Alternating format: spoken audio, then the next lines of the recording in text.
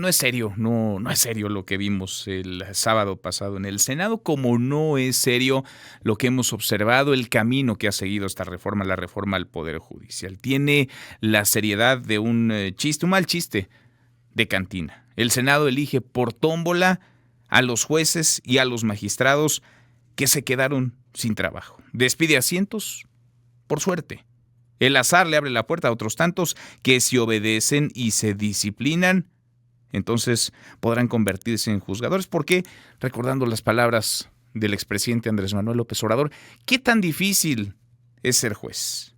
Ya se fue López Obrador, dejó el tiradero, dejó el caos. En Morena el conocimiento no es relevante, la lealtad y la obediencia sí. Y además paga muy bien. Bienvenidos pues al régimen donde la preparación y la experiencia resta más de lo que suma. Hemos arribado a una nueva realidad, una realidad que busca comparsas, que busca súbditos, que busca lacayos. Lo del sábado es una estampa, es una escena de esto, se enmarca en esa realidad, entre la incredulidad de quienes se encontraban en el pleno de la Cámara Alta, las bromas, los chistes, atestiguamos el caos, hecho procedimiento y la sinrazón convertida en legislación. Le agradezco estos minutos a Francisco Burgoa, profesor en Facultad de Derecho de la UNAM. Francisco, gusto en saludarte, ¿cómo estás? Muy bien, Manuel. Digo, después de esta sorpresa que sigo sin creerlo. ¿Qué cosa? Sorteo, tómbola, rifa, que sea la suerte la que defina quién se queda sin empleo y quién podría llegar a convertirse en magistrado y en juez. No importa la experiencia, porque nunca ha importado demasiado en la 4T, Francisco. Definitivamente vimos simplemente cómo a través de esta tómbola en donde ni siquiera estaba bien organizada, al menos le hubieran aprendido a la Lotería Nacional, que sí es una institución seria para organizar juegos y sorteos al azar, y no al estar intentando llevar a cabo este procedimiento y justificándose que están aprendiendo sobre el camino. Pero estamos hablando de la destrucción del Poder Judicial, o si lo queremos utilizar con sus palabras, en un camino para democratizar el Poder Judicial, pero a través de una tómbola eligieron a los jueces y los magistrados que van a concluir sus funciones en 2025 para dar paso a los nuevos. ¿Acaso costaba mucho trabajo hacer una revisión de perfil por perfil para saber en dónde sí merecían que ellos sean pues sometidos a un proceso de revisión y en su caso de destitución, pero eso de cortar parejo a todos para simplemente dar paso a este método de elección que es finalmente parte del resentimiento de la venganza del expresidente López Obrador y que está viendo cómo se sigue culminando? Es totalmente inaceptable y sobre todo que vamos a perder nosotros como mexicanos al no tener personas capacitadas, personas que han demostrado ser íntegras e imparciales, que puede haber excepciones. Sí, claro que las puede haber, y esos son los que tendrían que haberse revisado, no simplemente dejar lo que está ocurriendo, simplemente no nos importa, la mitad se va en 2025 y la otra mitad en 2027. Qué cosa, es que si nos lo platicaran hace, vaya, ni siquiera mucho tiempo, hace unos años, un par de años, no creeríamos lo que estamos atestiguando. La escena era de comedia involuntaria, Francisco. Nos reiríamos si no fuera un asunto tan delicado, tan serio como el Poder Judicial. Rodaban pelotitas por el salón, había un mar de dudas, pizarrones, incluso hay quien llevó un pizarrón para intentar explicar lo inexplicable con palitos y bolitas. Entiendo que serán 464 espacios para ser magistrados y 386 para ocupar una de las vacantes de jueces, Francisco. Es correcto, Manuel, y yo creo que ni en cualquier guión de los polivoces, de la Carolina de Ambrosio, yo creo que se había pensado en algo de esta naturaleza. Y lo peor de todo es que estamos hablando ahí de este número que viene preciso ahorita, de magistrados y de jueces, que decían, es que no estamos hablando de personas y de nombres, estamos hablando de cargos. Sí, pero resulta que el listado que presentan sí venía el nombre, es decir, los nombres fueron sustituidos por números, de ahí los pares y los nones, para saber quiénes se van en 2025 y quiénes en 2027. Y por si no quedaba duda de que esto sí se trata de nombres. Hubo esta solicitud que al final hizo el senador Gustavo Cantón Cetina, del propio partido Morena, en donde lo que se buscó es que el Senado envíe un exhorto al Consejo de la Judicatura Federal para que no vayan a hacer cambios de adscripción estos jueces. A ver, si se trata de ocupar solamente los cargos de jueces o de magistrados, ¿qué más da que alguien, por la razón que sea, pueda solicitar un cambio de adscripción? Porque a lo mejor hoy ya tiene una amenaza del crimen organizado en Tamaulipas y está pidiendo su readscripción a otro circuito judicial.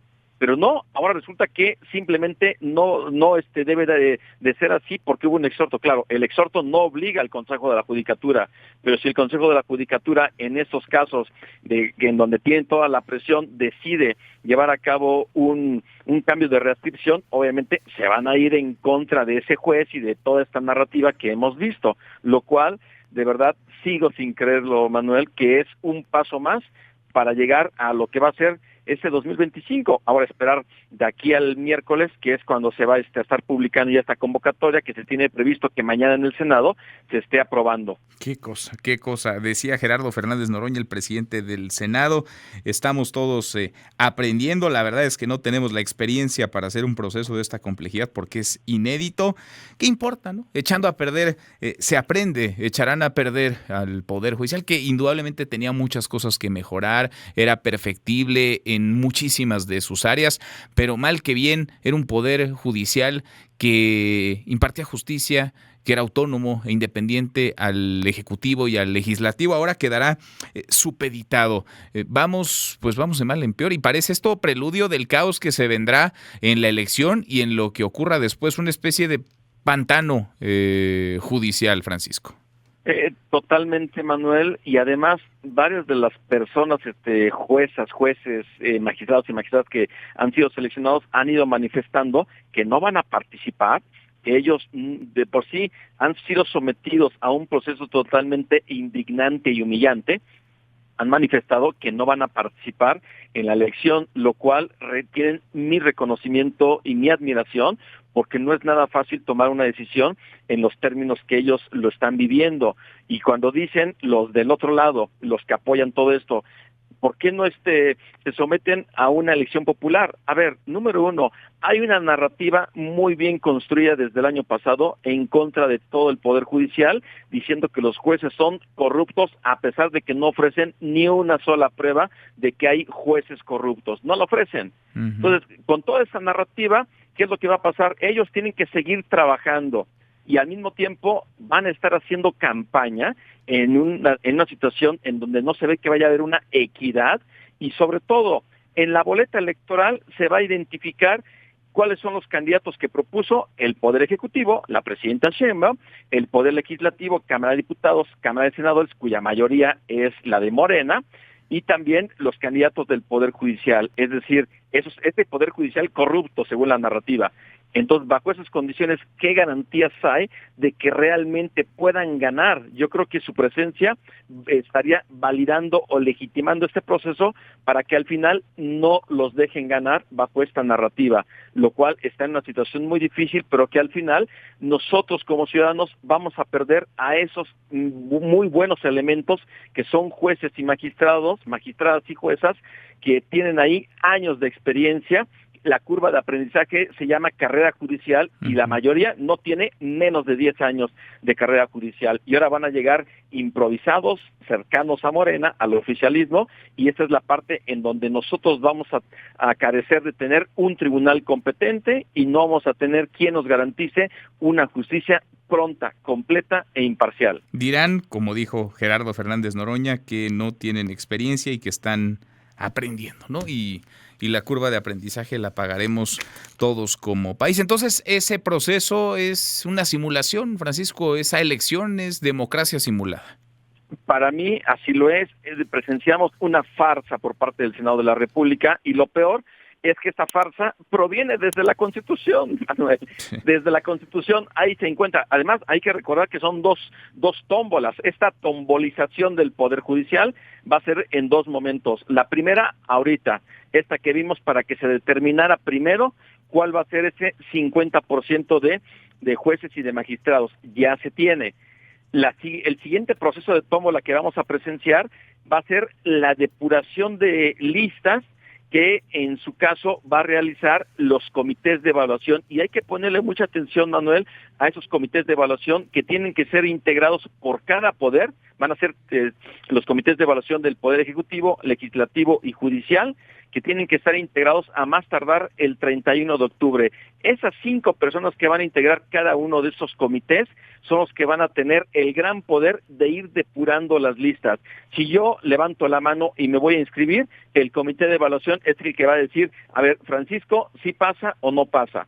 Y eso es finalmente también un riesgo de identificar quiénes van a integrar esos comités de evaluación. Posteriormente que se envíen las listas a los poderes las regresan a los comités de evaluación, y es cuando van a volver a echar los nombres a la tómbola para que sean ahora los comités de evaluación los que depuren las listas ya para tener a los candidatos definitivos a través de esta tómbola. Qué cosa. La tómbola, pura tómbola, entre tómbolas, azar y suerte, así la justicia en nuestro país y el circo, el ridículo. Qué cosa. Gracias, Francisco, muchas gracias.